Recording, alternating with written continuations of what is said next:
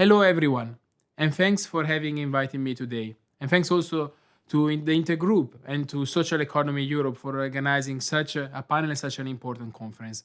I very much apologize for not being able to be there with you in person, but I'm sure that the Executive Vice President Roxana Minzato will deliver an excellent speech tomorrow and provide you with all the information on our priorities and our strategy. But let me start exactly from recalling what she said the last time she intervened in May in the European Parliament at the Intergroup.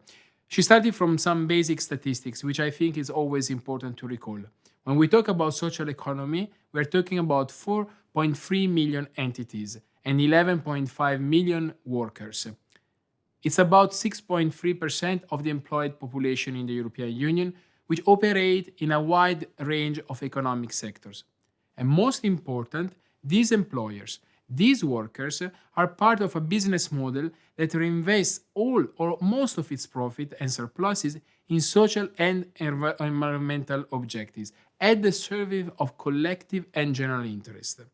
And in a model that can be managed democratically in a spirit of solidarity, without speculative shareholding. This is simply in line with the ambition and objectives of the Treaty of the European Union, which I always recall do target social progress and aim for full employment. We do strongly believe in such a model. Now let me come to the topic of this panel, the Social Economy Action Plan that the Commission launched in 2021, with the key purpose of supporting social economy from state aid, responsible and social responsible public procurement, regional and local partnership, a strategy to support businesses to improve access to funding, boosting social innovation. Well, with this plan, today, we are progressing quite well. Most of the 63 actions that we announced has been implemented or are in the course of their implementation. You know it very well, and the early 2026, we will come with a midterm review of this plan. The purpose is to identify the progress that we have done, the implementation that we have delivered upon, and the lesson that we have learned. And with this basis, to renew our political commitment to social economy and propose new actions. Let me be very clear. We do not start from scratch. We have an incredible and massive work that has been done. I think about the San Sebastian Manifesto. I think about the roadmap of Liège. This is the starting point. But of course, we need to do more, and for that I'm very grateful to the work that the Intergroup will be able to deliver, and our door is always open to work together to deliver a new action plan on a reviewed action plan on social economy. But let me stress a couple of areas where we do think that we can really make a difference in the next coming months. The first one is public procurement. Now, I don't have to reiterate or recall the numbers, but again, we're talking about 15% of the EU GDP. This means around 2.5 trillion annually and involves around 250,000 public buyers. Now, this market should be simply leveraged. We need to make it instrumental for promoting social value, enhancing social capital.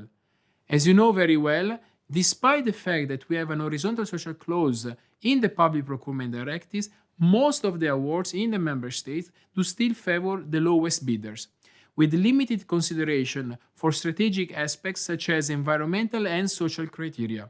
This is something that we need to change. We have done something with a guide on buying social that the Commission has developed, and this has already become a reference for many local actors, but still a lot of work remains to be done. And now we have a great occasion with the revision of the public procurement directives that we need to seize this opportunity. We should ensure that when public money is spent to provide a service to our citizens, only companies that comply with the high labor standards and create good quality jobs are awarded these public contracts. This is of key importance. And second priority that I would like to stress is state aid. The revision of the state aid framework will look at how the rules can better allow for public support to the social economy while at the same time ensuring a level playing field of companies. This includes reviewing the rules covering social enterprises as well as training and employment aid. These are only two of the key areas that I wanted to flag for the discussion of today and where our cooperation will be fundamental. I'm sure that the Executive Vice President tomorrow will provide further details on these ideas. But for the moment, let me stress that you can always count on us as a strategic partner. I wish you really an excellent discussion and I hope to see you in Brussels soon.